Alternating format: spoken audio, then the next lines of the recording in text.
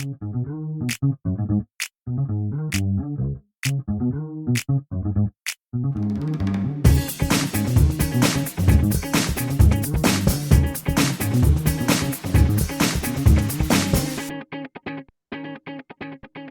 with another episode of Keeping Current with Kansas City. It is let's see, how can we call this? The second Cash Grab Cup Championship pod? No, let's not do that. All right. With me is Daniel Sperry from the KC Star. This is Stabell from the KC Soccer Journal. And how you doing, sir? I'm doing grand. How about yourself? Not bad. It was a long, windy day today. Kind of wet. Very windy, a little bit wet. Um, Mostly wet after the evening, but yeah. It got very wet this evening. Although I got rained on, I don't know how many different times today. So yeah. we'll discuss that later because people will very much care about how often I got wet. But the KC Current are the Liga MX Femenil Summer Cup, whatever that thing was called, champions. The second cup they won this summer, Mhm. not the most prestigious cup to win. However, it is a building block, a thing to win, a winning mentality, all of that good stuff, man. What did you see from that game? What impressed you? What's your takeaways? Again, the Current's ability to limit the creation of high quality chances scored against them and their ability to effectively create multiple really high quality chances that they can put away. Um, and they do so by limiting. If you go back and look at that again, Gotham had a lot of the possession. Now, granted, Gotham were chasing the game from the 22nd minute on. By the time Temo scores her first goal, but I think the Current are so good at managing the game states, and when they put themselves in the right game state by scoring early, they are really, really effective at frustrating teams and and getting a second. Obviously. Um, like I said, Gotham was pretty much on the ball for the entire second half. I really didn't write much about what the Current were doing in the second half of that game, because all they did all the work in the first game, and the part of the whole second half was just. I generally don't think like Gotham got a serious chance until like stoppage time in the second half, and I think that was like out of a 45-minute stretch, their best was in the added time, like opportunity where I thought that Gotham really had a shot to score a goal in that game. And so it's just really impressive how they do it. Even that's still a decent Gotham team. Like I know there's missing a lot of players, but Half you the know, team. half the team, and they're missing some key attackers there, Yes. of course, but even then, like when Gotham were in KC, the Current really didn't allow them any sort of clear-cut opportunity. And the one goal that they scored was that weird fluky corner, or fluky own goal, Yep. right? So like what the Current have been able to do defensively, like I said, it's just the whole package of like they can create 3 to 5 really dynamite goal scoring chances every single game, and they can do so with 40% possession of the ball. And that is when they can do it that way, but they also do possess the ability to break you down through possession as well. I think it just really starts to show just how far they've come from the beginning of the year in like a complete control over games. And it's just one of those things of like, that's what is going to really pay off in the playoffs, because you're going to have games where you get 2 to 3 chances at best, maybe one, and you've got to put that one chance away, Yep. and you've got to limit the other team's chances as much So as you can. I'm going to one of your points really quickly here, Yeah. and you and I were texting each other during the game a bit. But Timwa Chawinga, one of the knocks on her was had to be a high volume shooter, and beginning of this year she kind of Mhm. did have to get 8 chances to score one, 10 chances to score one, but progressively throughout the year she's become more and more deadly. Not that she's going to score on every single shot, but if you look at all the stats now, she's one of the most accurate shooters in the Mhm. league. Yeah. And it just shows how versatile she is, how much she has grown from a player who scored, what was it, 70, 80 goals last year, right? Yeah. To a player in the NWSL scoring 20 plus goals in between different tournaments. Uh, just how good she is. So it's just we kind of we pointed out that she's become much more uh, accurate. Looking for the right word here. I'm a little bit brain dead today. She's become more clinical. Like Yes, that's there to was me the word. that's to me that's what it is. Like those chances that she gets, and we can talk. I do want to come back to the two chances itself, before we get too far ahead of ourselves. But like both chips that she scores are very difficult. Yep. The goal that she scores against San Diego, that ball is really well placed, and it's not like a fumbling tap in. It's just a straight up roof it into the net. The goal against, obviously, the goal against Bay FC, phenomenal strike from distance, but she puts her laces through it. Um, there's just a whole lot of her game that has really come to life in the clinical nature in the final third. Um, and I think that's just been really cool to watch her start to become so polished, because that's I think why there was a lot of skepticism at first, because she did come in, and even in the first couple of weeks she looked very raw.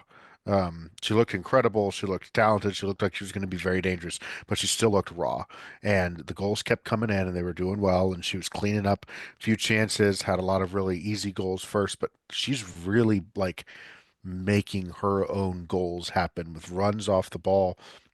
This is not just like, oh, here's a 2v1, let me square it and you get the tap in kind Right. of a thing. Or Or just her and or Bia, let me just run by you. It's not that right. anymore. Or her and Bia run the fast break. Like teams have dropped their line so low on this current team to not get beat in behind by Temwa, and she's still beating them. And that's just really incredible. And that again can kind of seg to the the the buildup of the two goals, which was essentially identical, wasn't it? Pretty much. I mean, I honestly I saw a replay of one. I'm like, no, that was the other goal. I just when I saw it, I was like, I thought that was the other goal. Yeah, I mean the pass that's the entry pass from Alana Cook to Claire Hutton to Lowe, and Lowe with a one-time through ball into Temwa. I mean, that is the same. That was the pattern of play through the middle on both goals. One of them, the play is initiated from the midfield line. The other one, the play is initiated just from the entry to the final third.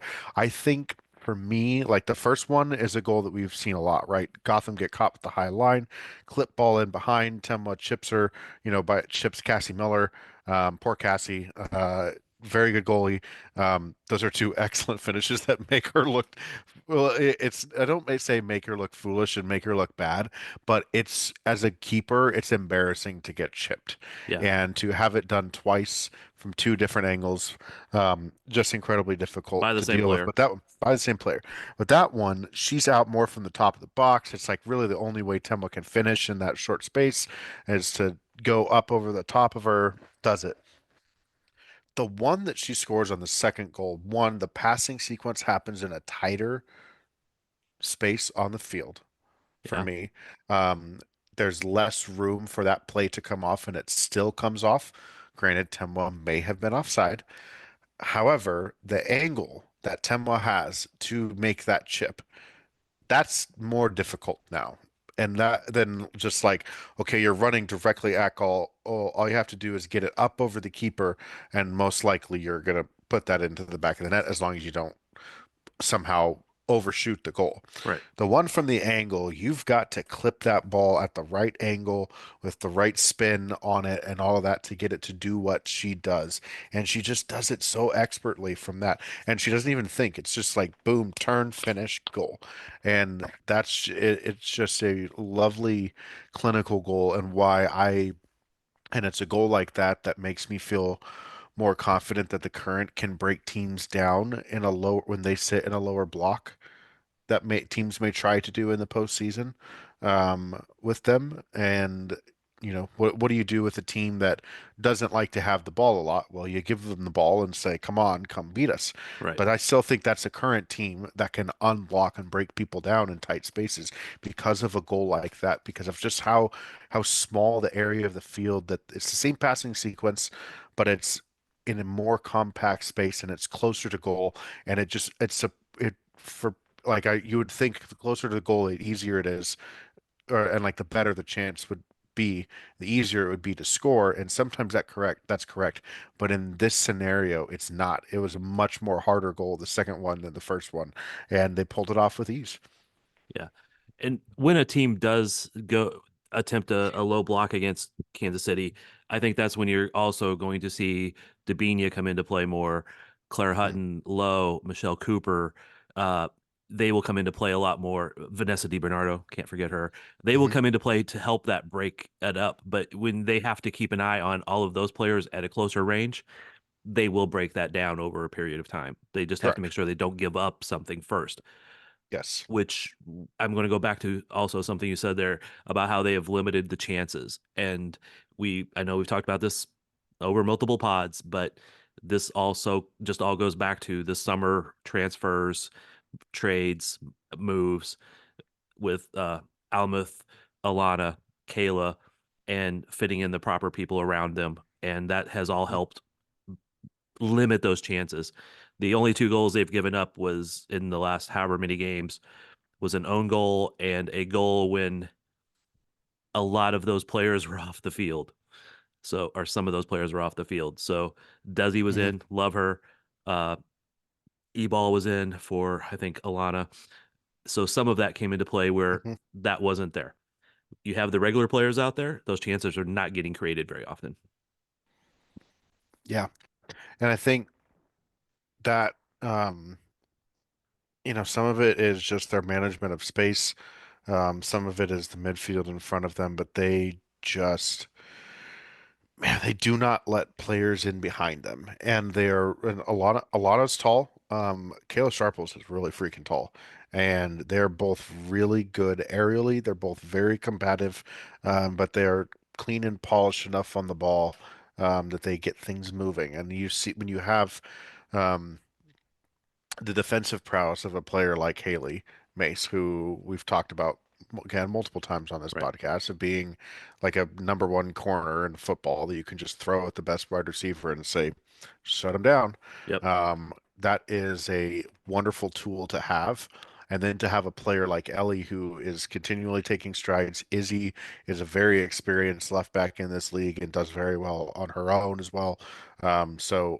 I think there's just a lot of like that you look at the character makeup on this back line and you say, okay, this is this is a this is a group that fights for everything, fights for every loose ball, and that brings that defensive intensity that's really needed from the position because you can have the tools, you can read the game, you can have the experience, but I hate to borrow from another professional soccer coach in town, but on the defensive side, you have to have the mentality that comes behind being a defender.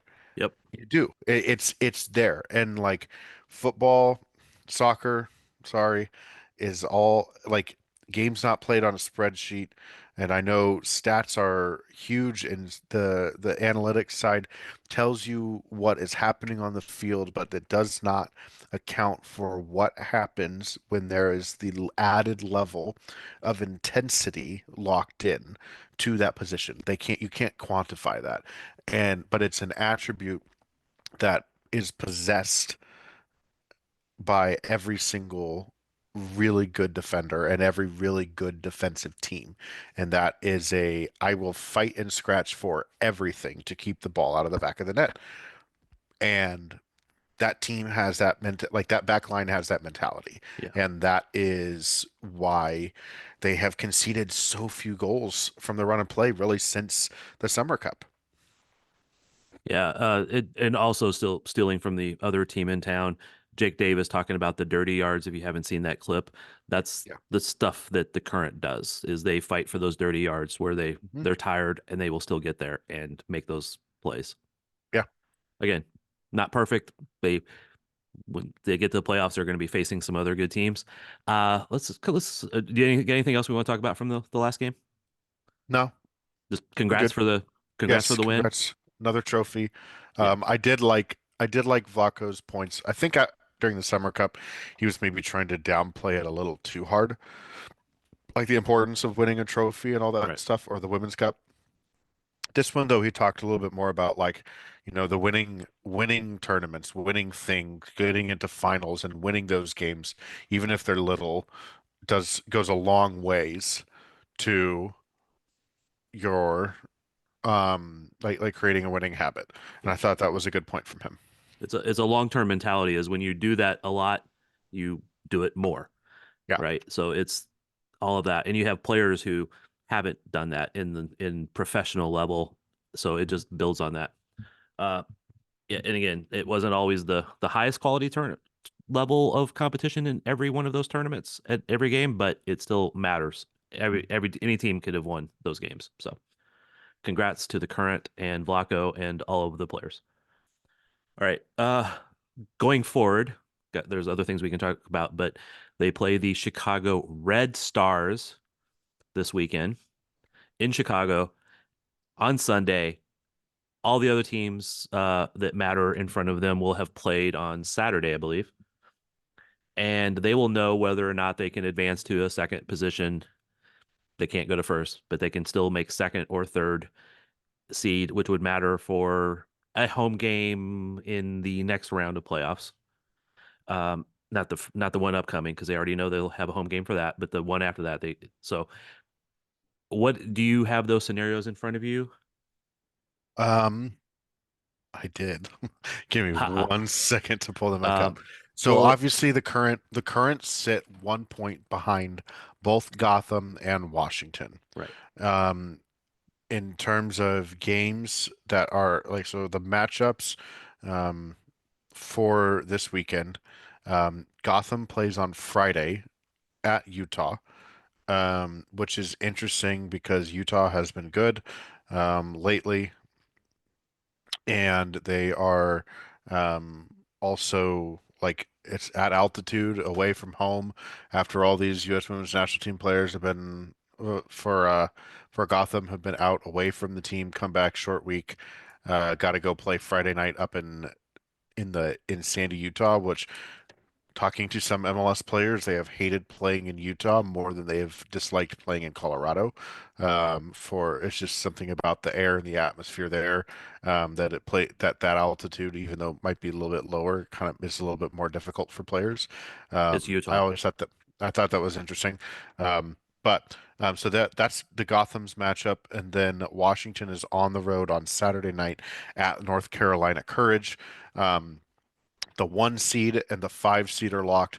The positioning, like the fact that the current Gotham and Spirit will be in the 2, 3, and 4 seeds are also completely locked. Yeah, Um, there's a good shot that, Chicago is playing for higher seeding potentially in this game, and there's a good shot that maybe something happens and the Kansas City Current and Chicago, like the Red Stars and the Current are trying to play each other to or are going to end up playing each other in the next round after this too. Like it might just be a turnaround.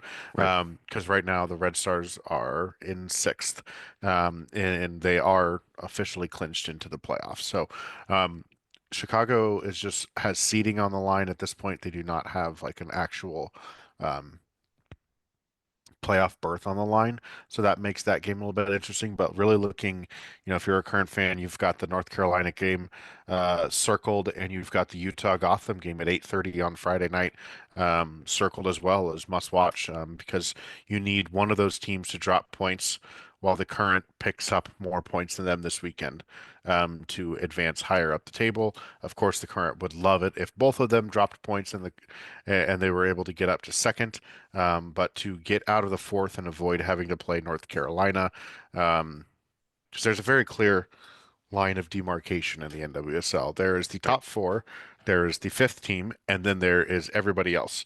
And everybody else is like the gap from North Carolina. Yeah, the gap in points from North Carolina in fifth place to Orlando Pride is larger than the gap between Houston Dash and the Chicago Red Stars. Interesting. It's an 18-point gap between North Carolina and Orlando, and it is a 12-point gap from 14th to fifth place or to sixth place. So I think like that just shows you, that like avoiding that fourth spot really puts the Current in a really good spot to advance to the semifinals. But that North Carolina game, if that happens, is going to be a tough game. And so I think that's one that, like, if you're the Current, you're hoping for an opportunity to avoid that. Yeah. No doubt. I mean, you want to advance above the fourth spot no matter what, but it would really be good to get to the second spot. But they will know going into that game. Will Chicago know going into that game if they have a chance to go up or down? I mean, or will they be locked at that point? Because there's two games that day. Yeah. Portland plays on Friday, and Bay FC also play. So those are the only two teams that can surpass Chicago in points. So Chicago can go anywhere from 6 to 8, but they Yeah. will know what they need by that date and time as well Right. to get to whatever seed that they want to have. Because Bay plays Houston that night, and Angel City play or and Portland plays Angel City on Friday night, which is not a straightforward matchup for Portland at this point. So Angel City doesn't win a ton of games, but they also don't. They haven't been losing a ton of games lately as well. So the only team that can potentially make the playoffs that's not right now is Racing Louisville, and they could not possibly um, leapfrog Chicago in points. Their max points is 31. Cool. Uh, I know we discussed this earlier today at training, but how Mhm. much do you miss this being a decision day with all of them playing at the same time versus, being spread out over 3 days? If you're the Current, you like the fact that it's spread out over 3 days in this scenario because you kind of know what you need going into the game. But I also do think like that could be a complacency issue too, of like you go into it knowing what you need, and you're just gonna try and go through it and walk through Yeah, it. And maybe it messes you up. I think the Current were kind of in that. It wasn't a fully simultaneous deadline or decision day in 2022, but they did have some matches going on around the same time where the Current either could have gone anywhere from the fifth place to the Shield, essentially, in the yeah, NWSL standings that night, and they ended up in fifth place. Um, they with a game against Louisville, who wasn't going to be in the playoffs. So it's one of those of like you got to go in with the right mentality for that game, um, regardless. And so, in that like line of thought, maybe having everything all at once where in your head just win and let everything else take care of itself. Because in reality, they can't control anything else. Like they don't control their destiny in terms of seeding on this. They can just hope. They could do it. They could do their best and hope. And right. so I think that's probably going to be their approach regardless. I do fear that complacency issue because I mean, I don't think Vlaco is going to let it happen, but sometimes coaches can't stop it. Is if you get complacent in one game and drop a thing, now your confidence is dropped. And then you go into the next game after having a little bit of confidence drop. So hopefully that doesn't happen. We'll talk it into not existence, hopefully. All right. What else do we need to cover? Haley Mace was up with the national team. She played tonight. Neither one of us was able to watch the game live, but she got 61 minutes, I believe. So they Mhm. were trying to manage the players and not have them do uh too many minutes when they had games this weekend that were important. But uh Rose Lavelle did play today and went 48 minutes in her game recognizing her 100 caps. Mhm. So congrats to her. Yep. Otherwise, she probably wouldn't have played.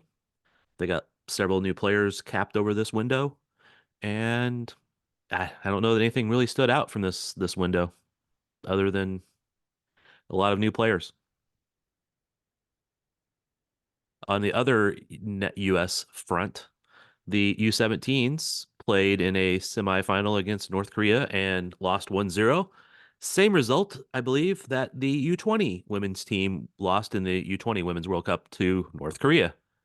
Kind of a odd, like, little bookend of the summer for U.S. national teams or youth national teams rather. Yeah. And I don't know. I'm still shocked that North Korea is that good in youth soccer. Yeah. For some reason, they've never been able to make it all the way to anything.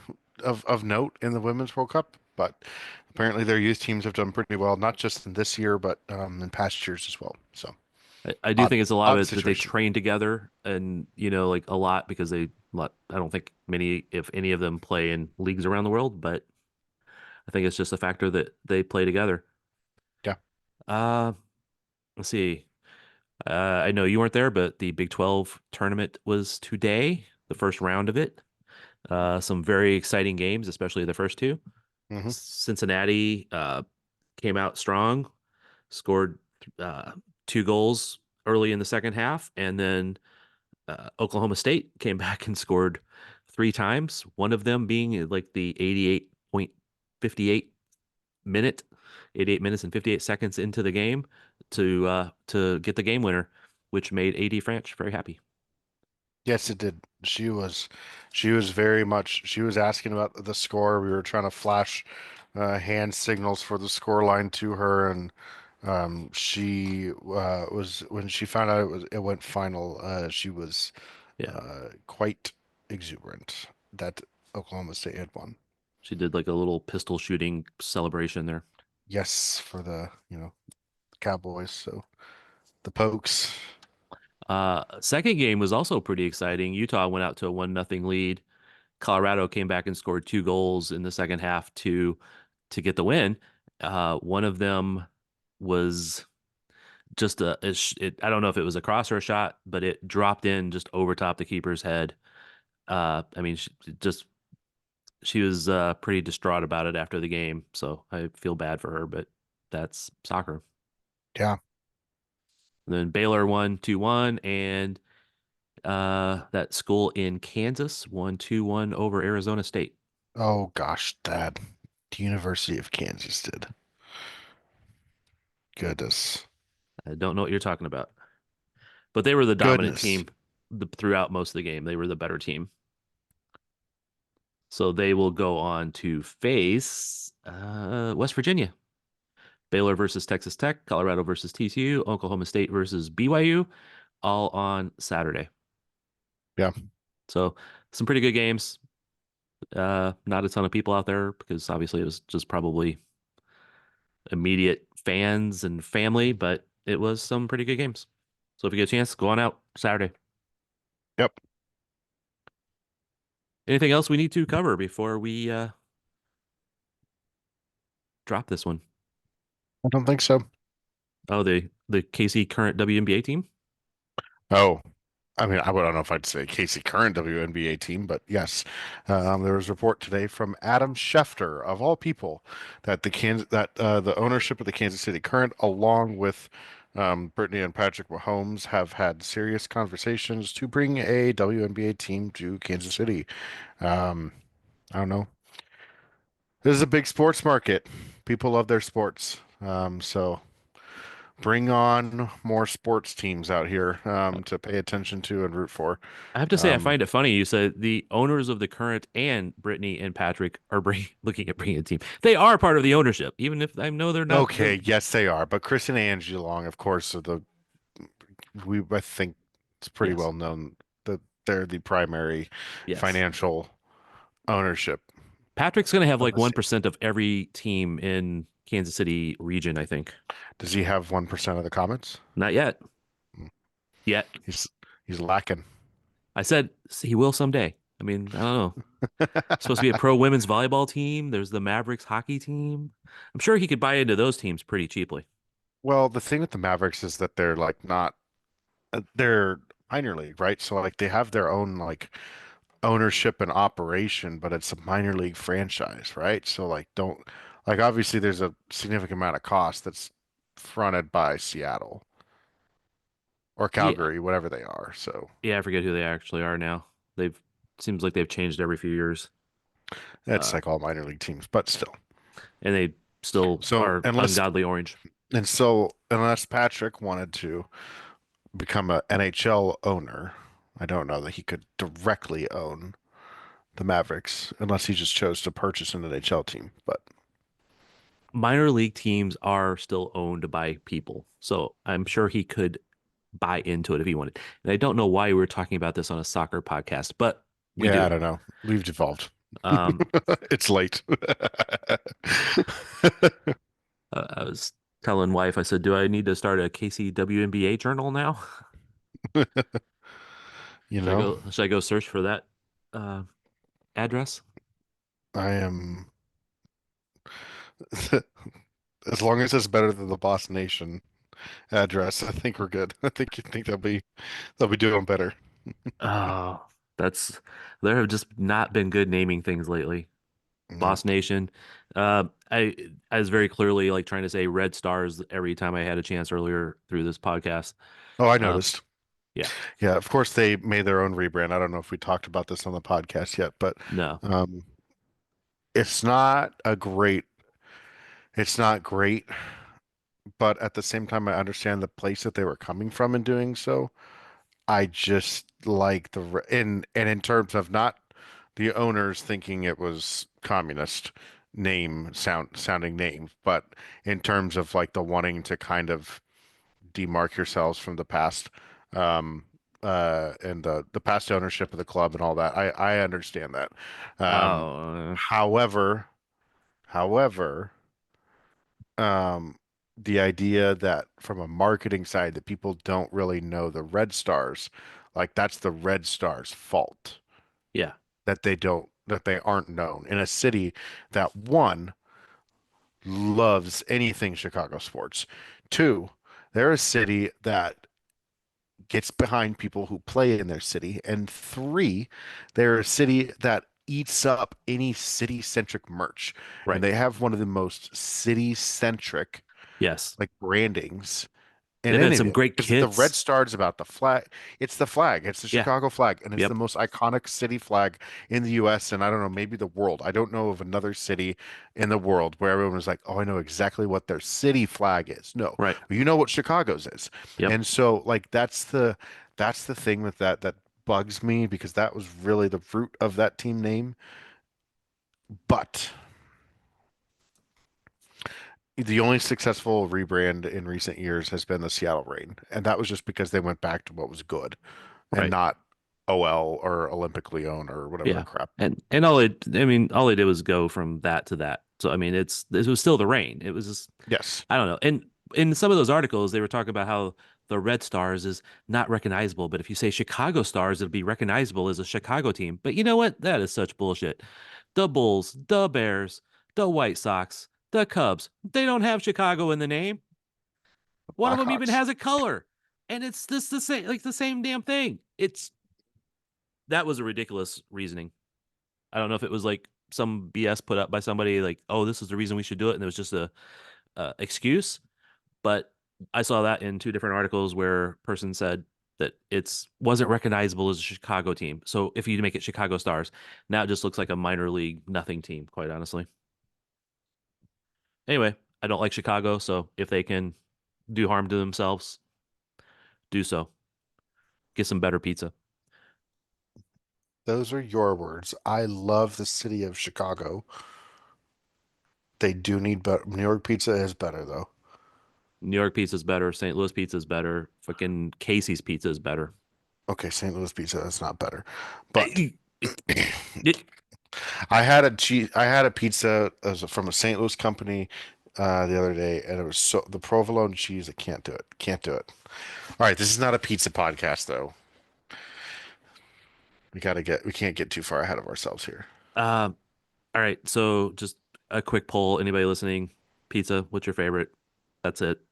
I think we are done. I think we are tired. I think I need to go chill out. It's been a long damn day, and we are out.